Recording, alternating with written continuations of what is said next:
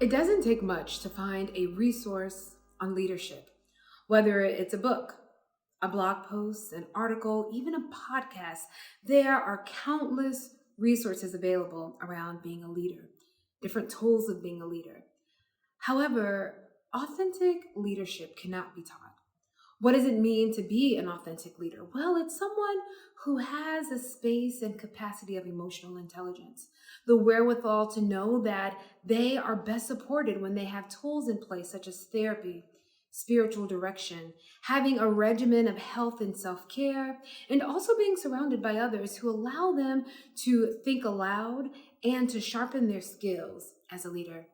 Another aspect of authentic leadership that's important is owning your story. What does it mean to own your location in the world, whether it is your identity, your race, sexual orientation, where you grew up, your voice, the cadence of how you speak? All that is uniquely you is part of being an authentic leader. And most importantly, having a vision for the community.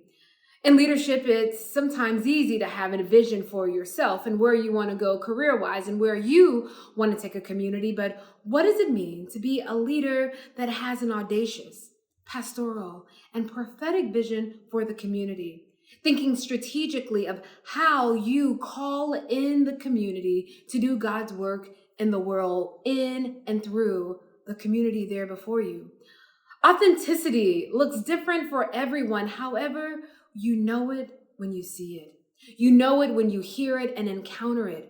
Throughout our biblical texts, we see leadership in authentic and audacious ways, from Shiphrah and Puah to Queen Vashti to Timothy and even Jesus.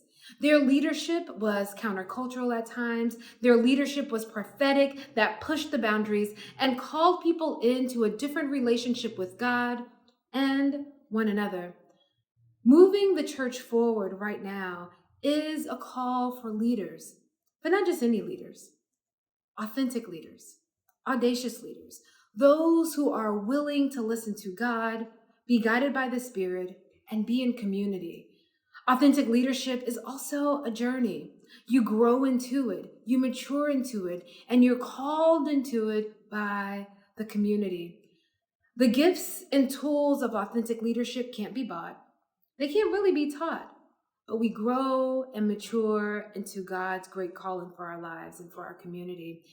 Out of all the things that you can read in these books, the one thing that I would highly encourage is to lean into who you are, own it, and thank God for all the ways that we are equipped to show up in the world to serve God's people.